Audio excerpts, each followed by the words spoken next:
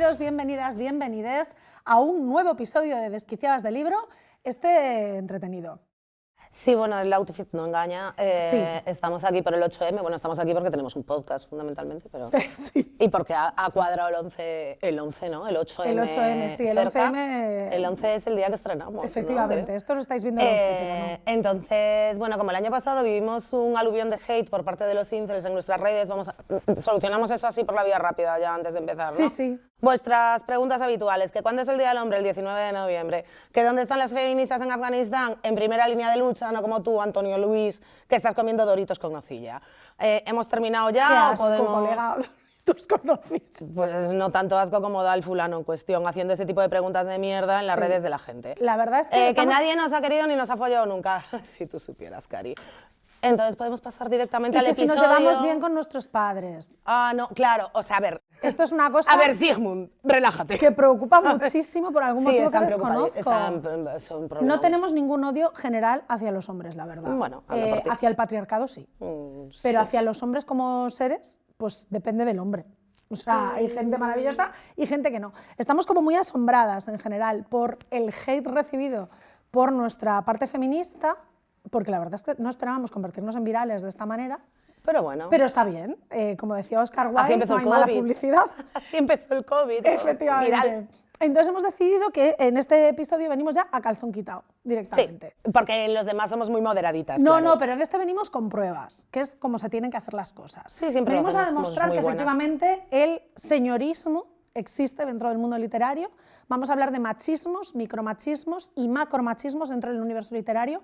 Esto es amplísimo y editorial. Que es un poquito matiz ahí. Efectivamente, sí, porque claro, vamos a hablar de literatura, efectivamente, y vamos a traer algunos ejemplos de cómo la mujer ha sido tratada dentro de la literatura en el sentido literario de la expresión, de cómo se ha hablado de nosotras en los libros, que hay alguno que te la colega.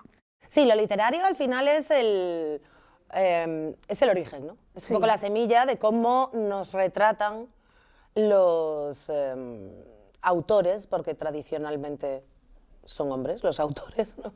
Al menos los que no son anónimos. Sí. Y bueno, tú tienes algún ejemplo por ahí que son joyitas. Sí, joyitas. esto tengo que decir que además no lo encontré yo, porque a mí no me gusta la literatura rusa, ya me podéis funar. Ah, no, Es yo que la me da odio. igual. ¿Ves? Ah, mira, una cosa de la que nunca se va a hablar en este No me podcast. gusta, a ver, no me gusta la literatura rusa. Esto es como decir, no me gusta, bueno, pues yo que sé, a lo mejor hay alguno que sí, pero en Sí, concepto general, la literatura rusa pues no me entra, no acabo de empatizar con ella y Me los cuesta rusos me muchísimo, suelen dar muchísima pereza.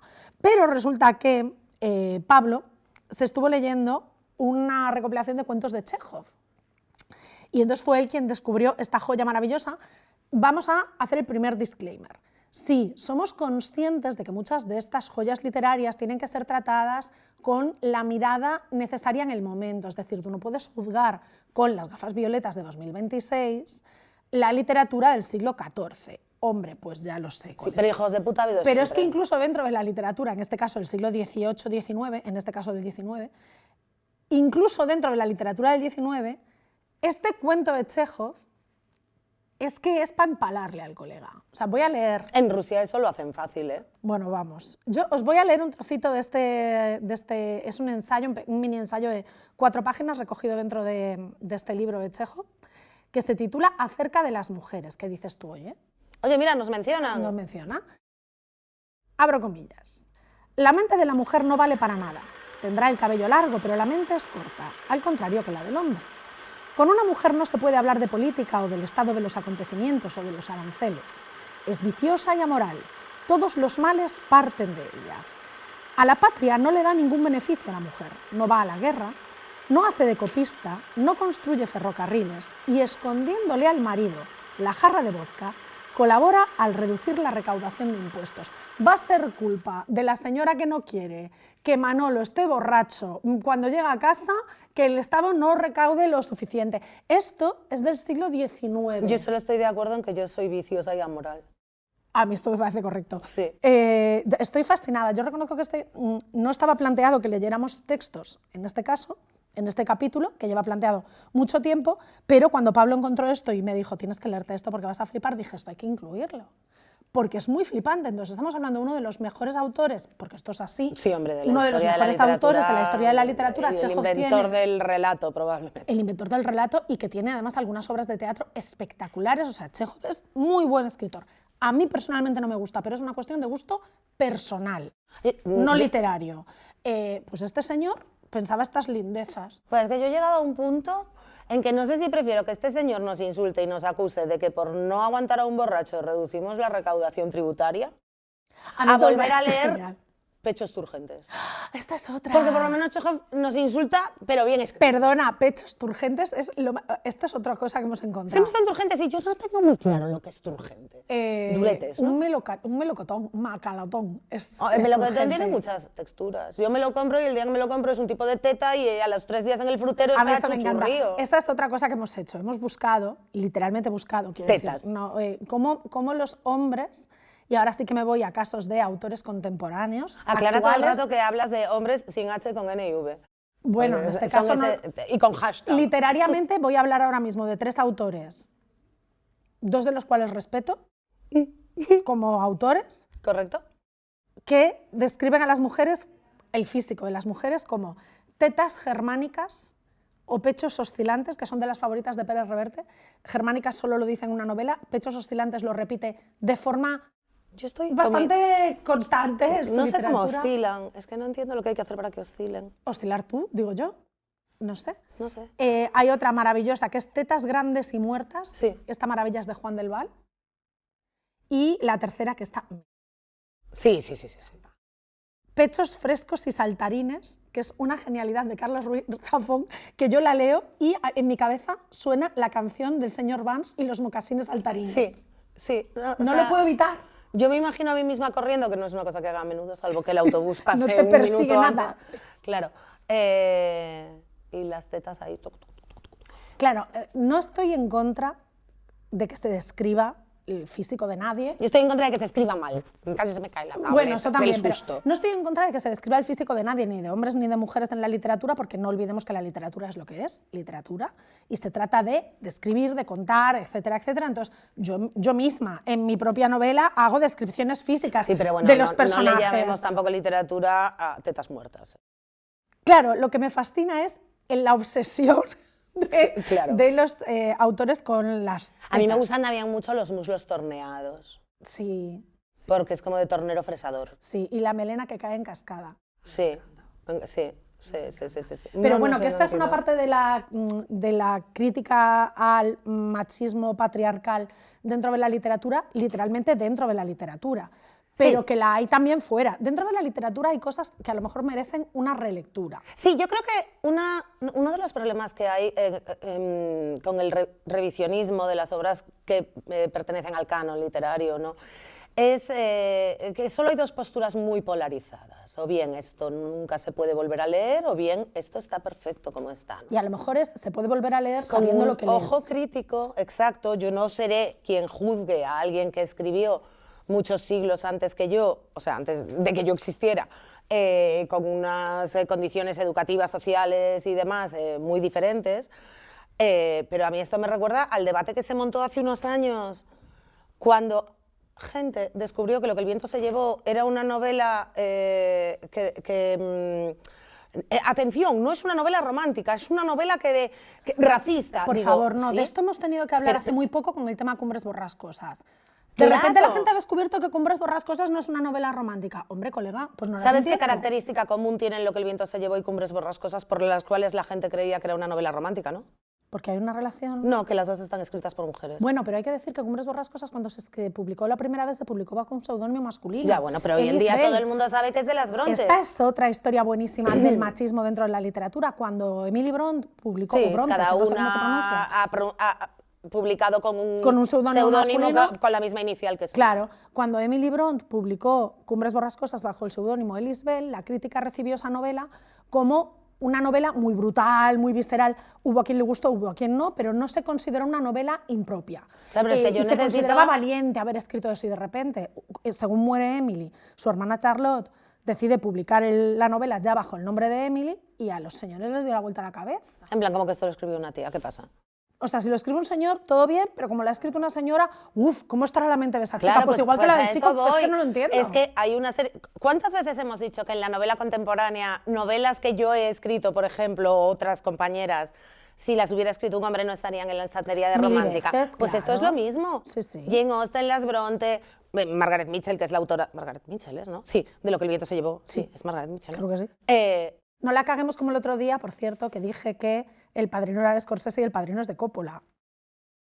Ay, a mí me pareció estupendo. Claro, porque es que Scorsese siempre está con los es que italianos, Scorsese y tía. Coppola para mí son un poco la misma persona, un es una poco, cosa ¿no? como de estar mal de la cabeza. pero Bueno, entonces eso, ¿no? bueno. Que al final se han catalogado como románticas y claro, la gente luego las ve, o bueno, en el caso de Lo que el viento se llevó es que es mucho más popular la peli, ¿no? Pero bueno, las lee o lo que sea y se quedan flipados, ¿no? Claro, es que Lo que el viento se llevó es una historia de Pero también está fundamentalmente... escrita en el momento en el que está escrita. No, y es una claro. historia fundamentalmente bélica, escrita desde el punto de vista confederado, que evidentemente hoy en día sabemos que eran los defensores de la esclavitud, pero que en aquel Claro. momento era su forma de Es vida. que hay que tener ¿vale?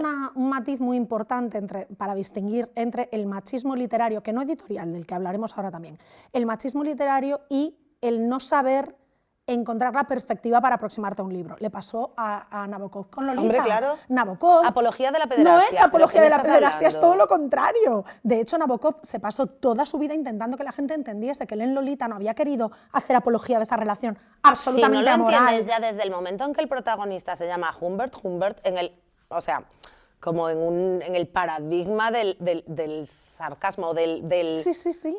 Es sarcasmo, es sarcasmo. sarcasmo, es que no se me ocurre otra palabra. Sé que la hay, pero no me Es viene. cinismo. Sí, Sí. del cinismo, quizá, ¿sabes? Es que entonces no estás entendiendo. Y claro, la gente se aproxima a esos libros con una perspectiva y ahora no puedes decir, es que Lolita es un libro súper machista. No. ¿Qué ocurre? Está el otro extremo, que son millones o miles o decenas o centenas de miles de lectores masculinos a lo largo de la historia poniéndose palotes con Lolita. Ojito que ahí sí hay un problema, Claro. pero no lo tienen a poco. Era lo que te iba a decir, tienes el tu problema no mente es el sucia. autor, el problema no es el autor ni Claro. el libro, el problema es quién se aproxima a ese libro. Y luego también hay que tener claro, que lo decíamos desde el principio, que las cosas tienen una evolución y con las gafas actuales no podemos medir el pasado. Claro. Pero el pasado puede ser un pasado reciente. Yo pensaba en esto el otro día releyendo a Nick Hornby, que es uno de mis autores favoritos. Uno de mis A mí autores. Me encanta acabo de Nick comprar un Hornby. libro de él mientras te esperaba A para mí me grabar. encanta Nick Hornby. Alta Fidelidad es uno de mis libros favoritos. muchos años Y que Alta lo leí. Fidelidad es un libro muy machista. Muy machista. Hace O sea, muchísimos el años, sí me enfoque acuerdo, que el protagonista de Alta Fidelidad hace de las relaciones con las mujeres es absolutamente machista. Claro, este libro se escribió hace 30 y tantos Sí. años. Hace 30 y tantos años no era machista. Pero es que yo creo que Nick Hornby, me cuesta muchísimo Es que es muy este difícil nombre, decir Nick Hornby. En sus libros más recientes, Ha cambiado totalmente su perspectiva. claro, entonces al final Es no una deja de evolución ser, normal. claro, un reflejo del cambio de perspectiva social e ideológico del Por eso feminismo digo de que los para últimos mí ahí la años. diferencia es... Con lo cual tampoco me apetece nada juzgarlo. Para mí ahí la diferencia es coger el texto y el autor dentro del contexto del texto y el autor. Claro. Y luego si el autor todavía está vivo, ver cómo, bueno, incluso si no está vivo, ver cómo evolucionó ese autor Claro. o autora. Ojo, porque nosotras pecamos de meter muchos machismos también dentro de nuestra Bueno. literatura, porque sorpresa, vivimos en un mundo patriarcal, colegas, es que no nos escapamos. Claro, es que vamos a ver. Cuando te dicen, es que esta mujer es muy machista, no puede ser machista, claro que puede ser machista, Pero, igual que un hombre por puede ser supuesto, feminista, o sea, igual que los negros en Lo que el viento se llevó, son racistas. son favorables a la esclavitud. Claro, claro, porque el contexto era el que era.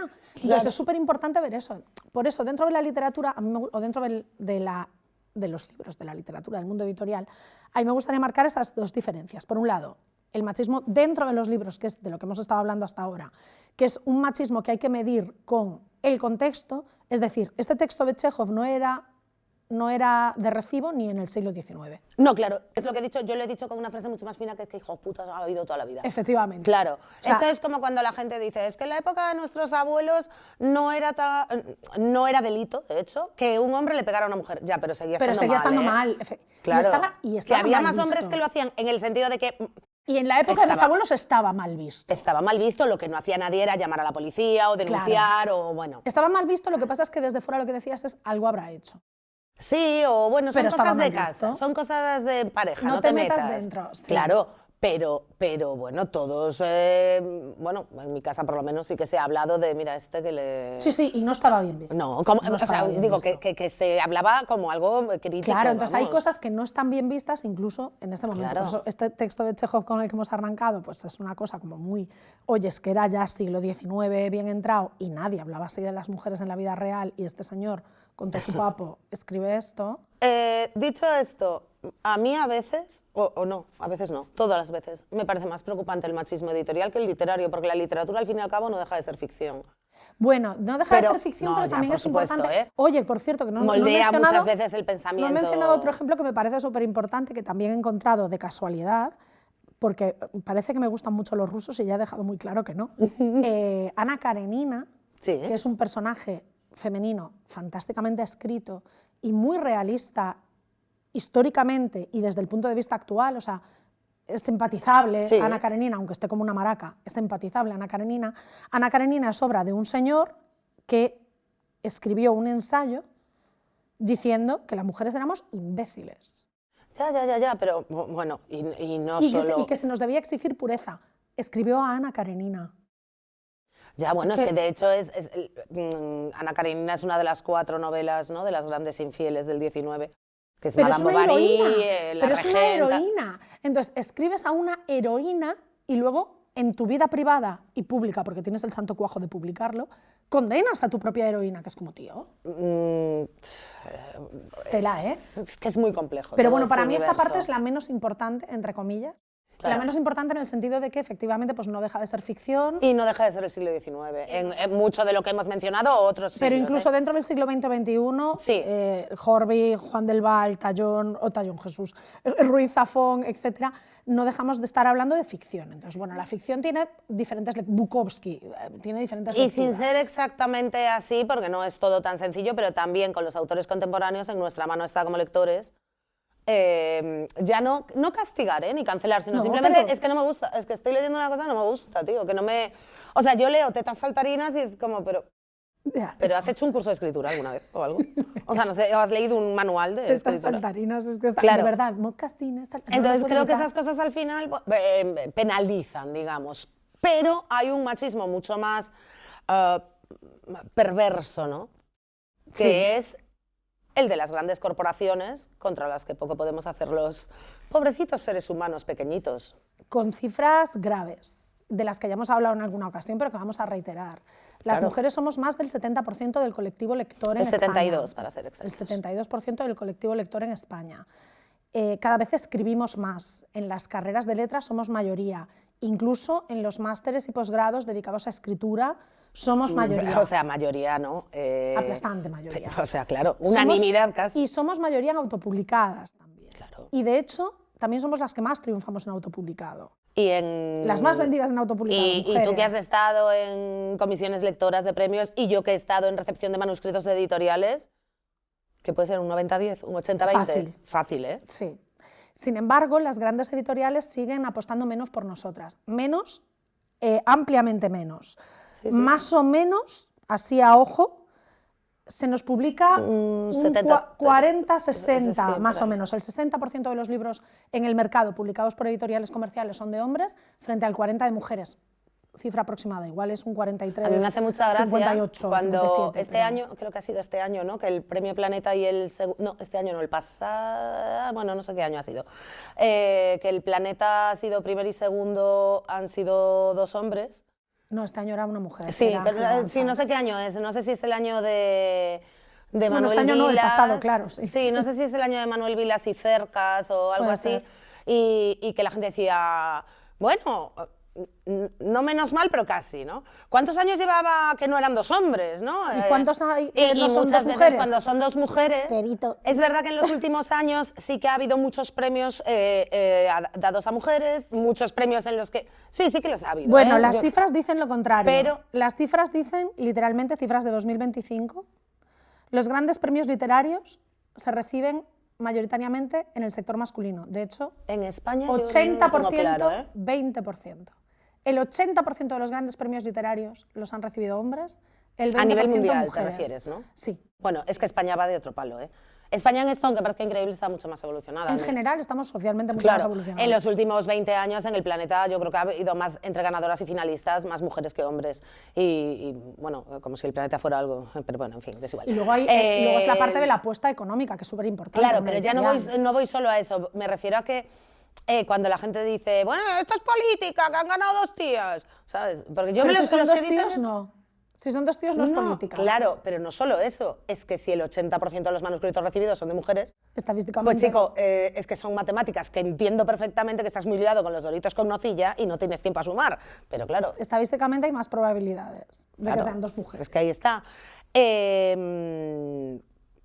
Bueno, a mí me preocupa, de verdad, la parte económica, porque el mundo se mueve por partner. Sí, no, y entonces, también la parte tú consigues institucional. Claro, pero tú consigues que te publique una editorial y tú has estado en grandes editoriales nacionales. Sí. A ti te publica una gran editorial y estadísticamente van a dedicar un 30-40% menos de presupuesto a promocionar tu libro que un libro de un hombre. Bueno, es que básicamente a nosotras, y esto es un escándalo, a muchísimas mujeres se nos está circunscribiendo solo a romántica, estoy cansada, lo digo en todos los episodios. Y a público femenino, que parece que los hombres... Bueno, de hecho hay un género que se llama woman's fiction, que me parece una locura. Claro, tipo... o sea, ¿por qué mi ficción es...? Que yo entiendo que la perspectiva sí es diferente, ¿eh? Ojo, o sea... Igual ya, pero entonces hay man's fiction. Claro, pero vale, de, la pues misma hay forma, esos dos géneros. De la misma forma que yo digo que no leer a mujeres te deja fuera... Te roba una parte de la perspectiva. Te deja fuera del 50%, vamos a decir el 50%, del 50% de la perspectiva mundial, no leer a hombres también, quiero decir. ¿No? La diferencia claro, es que los hombres los hemos voy... leído toda la vida, entonces, igual si a partir de ahora, que tengo 47 años voy a cumplir, cuando veáis esto, cuando veáis esto aún no, pero aún casi, con 47 años dejo de leer a hombres y solo empiezo a leer a mujeres, igual al final de mi vida empato. Claro, pero claro, yo no voy solo a eso, tío. Es que el problema sigue siendo, y parece mentira que desde Simone de Beauvoir, que hace 300.000 años no hayamos evolucionado, seguimos siendo la otredad, seguimos siendo lo diferente, la opción por defecto sigue siendo el hombre. Pero somos la mayoría en el mundo. Claro, pero un libro de escrito por un hombre es ficción. Y un libro escrito por una mujer, determinado género me refiero, ¿eh? No, y un todos. libro escrito por una mujer es ficción femenina. Igual que la selección de fútbol es masculina y la otra es la selección femenina. No, las chicas. No hay selección masculina de fútbol, hay selección de fútbol, bueno, de claro. fútbol o inserte usted el deporte que le apetezca. Sí, bueno, selección fútbol de es más heavy. O selección femenina de fútbol. Las chicas. Pues resulta que las no, chicas. que las dos son la selección son la selección absoluta. Claro. Una es masculina y otra es femenina. Pero es que incluso en el fútbol, mira lo que voy a decir, puedo justificar una cosa, que es evidente que es un deporte con un porcentaje muchísimo más alto de seguimiento por parte de los hombres, pero es que en los libros no. ¿En los libros es al revés? Claro, entonces, ¿cómo que woman's fiction? Pero ¿sabes por qué es woman's fiction? Porque woman's fiction, por ejemplo, en España el paradigma es El tiempo entre costuras. Es la típica novela que te cuenta la vida de una mujer desde que nace hasta que muere, prácticamente. Y por lo visto solo nos interesa a nosotras. Es que es verdad, es que solo nos interesa a nosotras. Yo no me creo que si una historia está bien escrita, no interese. Entiendo que la perspectiva de recepción es diferente. Esto lo estábamos hablando, sé que hablamos muchísimo últimamente de Lucía Socha, pero es verdad. Le mandamos un beso desde aquí. Lucía, te queremos mucho. Sí. Hablábamos antes de Comerás Flores, que en este equipo nos lo hemos leído los tres. Sí. Y Pablo decía, bueno, es que mi perspectiva con este libro no es la misma que la vuestra. Claro. Hombre, claro que no, evidentemente que no, pero tú reconoces un buen libro cuando está bien escrito. Pero que y lo lees y dices, el libro está bien, es interesante, yo no empatizo con él como tú, pues claro que no. Pero yo no voy a eso, yo voy a que... ¿Cuántos hombres han leído El tiempo entre costuras? Probablemente un... ¿Qué porcentaje? ¿Un 1%. 5,95? Uy, yo decía un 1%. Ya, 1,99, sí, para mí también. Y sin embargo, una historia similar sobre un hombre, que ahora mismo no me viene a la cabeza, pero bueno, no sé, la típica historia que cuenta la vida de un hombre desde que nace hasta que muere, hay millones, ¿vale?, en la historia. Los buen día. Claro, pues se lee de forma equitativa. Eso es un problema. Y todo ese machismo se va contagiando de los editores a los lectores, de los lectores a las empresas, de las empresas a las librerías, a todos los componentes del mundo editorial. A mí no me preocupa, voy a decir una cosa muy poco políticamente correcta, pero no me preocupa que exista. Me preocupa que no seamos conscientes, que no lo podamos reconocer. Es todavía peor, sí. O sea, claro, a mí que exista me parece una cosa natural. Claro. Que exista ese sesgo de género y de sexo me parece pues una cosa evidente, porque evidentemente mi experiencia vital no es la misma que la de un hombre. En la mismísima circunstancia, si yo tuviera un hermano gemelo, nuestras experiencias vitales no serían las mismas. Pues claro, de la misma manera que mi experiencia vital no es la misma que la de una mujer nacida en el Congo o la de una señora nacida en Utah. Entonces, no son las mismas experiencias vitales. Por lo tanto, entiendo que exista esa diferenciación. A mí lo que me preocupa es que no seamos capaces de traspasar esa diferenciación y entender que la literatura no tiene sexo ni género, que la historia te puede interesar más o menos. Como decía el otro día, a mí, personalmente, El Padrino no me interesa. Es una película que no me interesa, pero eso no la convierte en una mala película. Claro, pero es que creo que no hay nadie en España que considere que El tiempo entre costuras es una mala novela, ¿vale? Bueno. Bueno. Yo creo que aquí jugamos con una baza diferente, que es que todo lo que sea para mujeres es malo. Claro, pero bueno, incluso... El apellido femenino implica, ay, qué mona que escribe, sí, ¿sabes? Por supuesto, pero incluso con eso, la gente dice, María Dueñas escribe muy bien. Y puede que hasta la crítica diga, es una excelente novela, El tiempo entre costuras.